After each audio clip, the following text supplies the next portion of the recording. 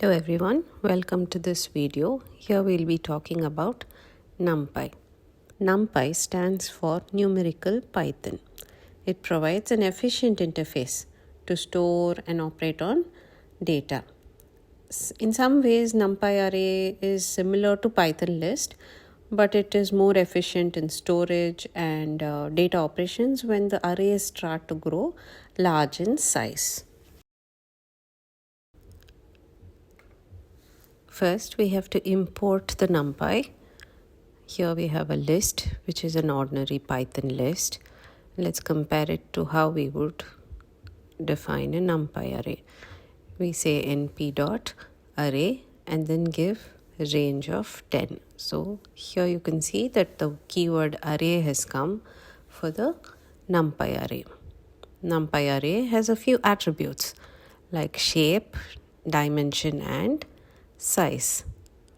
We can retrieve each of them using the attribute.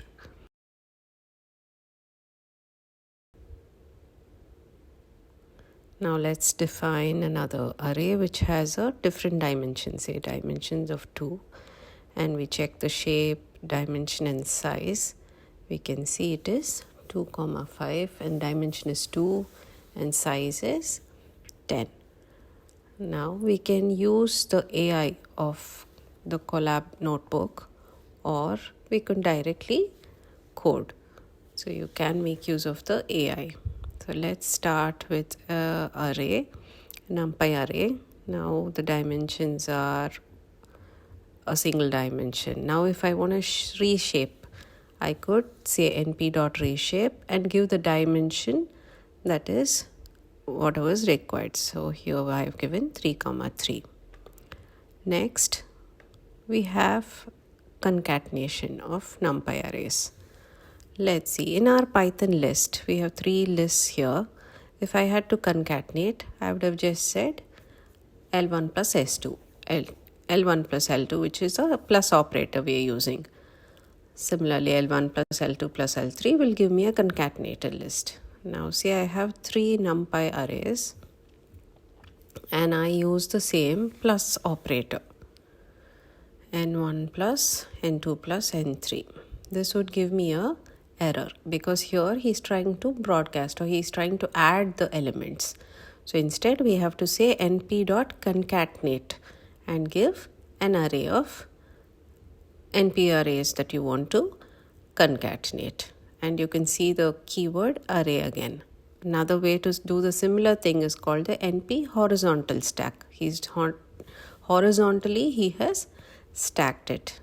If you want to vertically stack the arrays, you would use np.vstack and the 3 arrays. Let's see what splitting is. So if I want to split the Numpy array, I have to specify the Numpy array that I need to split and the indexes at which I have to split. So here the indexes I have specified as 2 and 4. Now I would get 3 arrays. Remember, if we specify 2 indexes, we will get 3 arrays. That is n plus 1. How many ever index you specify, plus 1 you will get arrays. And so how it does is, it will go to the array. Wherever the index is, before that he will split it. So I specified the index as 2. So here he has split it at 2. So 0 and 1 became one array. 2, 3 has become another array. And the rest has become another array. So we got 3 arrays after splitting. So let's take another example. We have a 5, 2. I reshape it with 5 rows and 2 columns. Okay, so now I vertically split it. When I say vertically split, it means he will scroll vertically in the indexes specified. So I have specified 1, 2. Right? So he comes to the index 1 and splits it before that and splits at the second. Again, I have 3 arrays. Say I say horizontal split. What he does is he scrolls horizontally along that dimension, and you can note that I have specified a dimension that is not there, that is the 2. So when I say split at 2, he will give me one empty array because there is nothing after the second index. Now we have a few useful functions in Numpy arrays. So let's define an array like this. I'm asking him to find the minimum, maximum, the sum of the elements and the mean of the elements. These are the useful functions that you will come across. Another one is the sort. np.sort of nums will give me or return a sorted array, but nums, the array will not be changed. So in case I want to change the array in place, I will use nums.sort. You can see now that the array has sorted. So let's redefine the nums array, and we have another useful function called nums.argsort. Here he gives the indexes as to how the elements can be sorted. We have useful NumPy arrays, like you can define an array of ones or zeros using np.ones, and this is np.zeros. Another concept is called the broadcasting. So if I say 1 plus 2, 1 was the array of ones, right?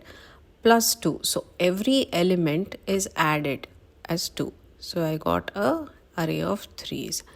Now I have 1 plus np.array 3, 3, 3. So this is similar, but yeah, it has added 3 to the rows. One thing to note is the dimensions have to match when we try to broadcast. Otherwise, it will throw an error. Here we saw a few basic concepts with NumPy arrays.